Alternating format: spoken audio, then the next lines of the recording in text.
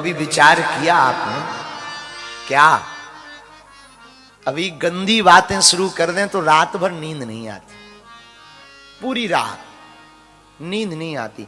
एक दिन हो जाए, 2 दिन हो जाए, आंखों में झपकी तक नहीं लगती। और कह दें भैया रामायण पढ़ो, अरे महाराज मूड दर्द करत नक्कटा ठटरी के बरे है। कह दो कि भैया जरा माला तो जप लो, और वो माला जपे और 2 माला बाद तरह तरह की खुजली करेगा, और 2 मिनट में का निकालेगा, मोबियाल निकालेगा। हेलो, अब माला धरी है, का बात वाह। अरे भैया काम की चर्चा में तुम्हें नींद नहीं आती, राम की चर्चा में नींद आती। इसका अर्थ जानते हो क्या है? जानते हो क्या है?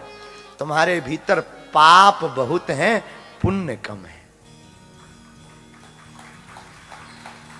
और पाप को लगता है कि अगर ये सीताराम जपेगा तो हमको होम खाली करना पड़ेगा, ये घर खाली करना पड़ेगा। तो पाप का कर, जैसे ही तुम कथा सुनने आओगे तो बढ़िया नींद आएगी। ऐसा लगेगा कि काश थोड़ा बिस्तर और चल जाता और यहीं पर बिस्तर और मिल जाता। हाय हाय हाय।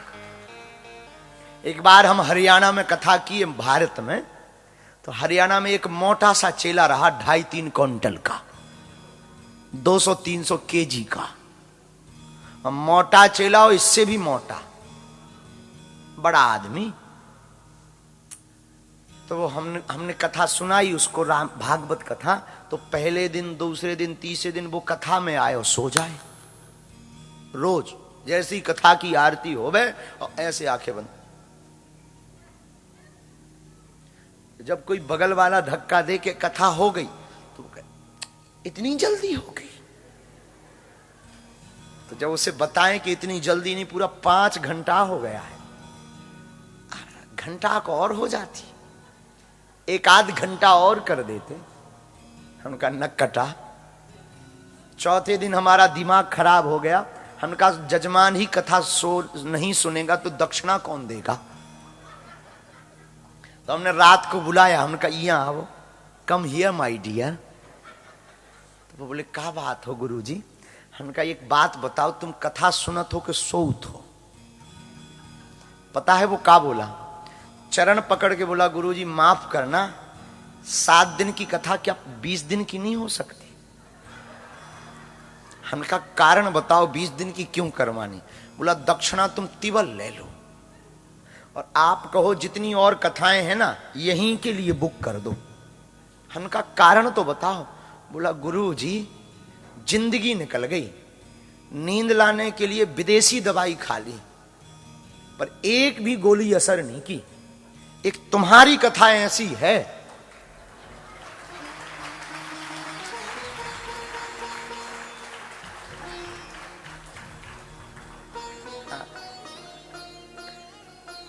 आपकी कथा ऐसी है कि अभी 3 दिन से हम गोली नहीं खाए, और 3 घंटा हमें 1 घंटा नजर आता है।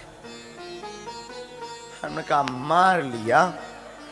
हमने कहा भैया ये कोई नींद की दवाई नहीं है, कथा भय रोग की दवाई है।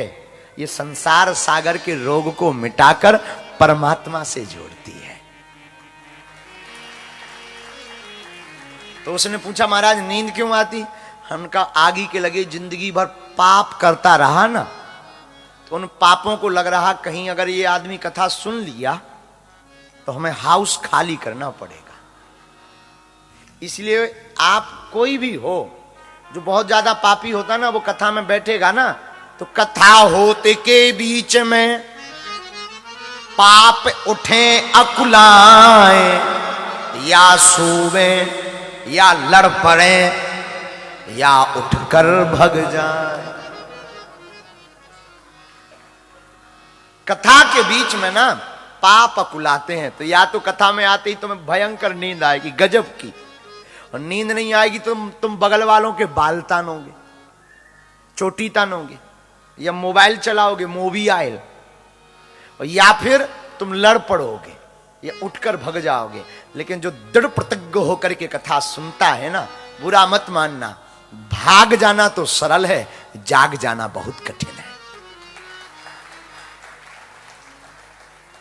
भागना तो बहुत सरल है, पर जागना बहुत कठिन है। इसलिए भागो मत, क्या करो, जागो, प्रभु की भक्ति के लिए जगो, राम जी को इसलिए आपको मैं निवेदन करूं, चरणों तक पियो ताकि विचार शुद्ध रहे और दृढ़ प्रतिज्ञ बनो। क्या बनो? दृढ़ प्रतिज्ञ। दृढ़ प्रतिज्ञा का मतलब जानते हो? संकल्पवान। राम जी की संकल्प सिद्धि बहुत मजबूत थी। जो प्रतिज्ञा कर ली, राम जी ने प्रतिज्ञा की, निश्चरहीन करो मही, भुज उठाए प्रण की। राम जी ने रामायण में प्रतिज्ञा ली, सुनो मैं प्रतिज्ञा लेता हूं राम, इस पूरी दुनिया से निशाचरों का विनाश कर दूंगा। और हुआ क्या? बड़े बड़े राक्षस, विराध जैसे बड़े बड़े राक्षसों का वध राम जी करते।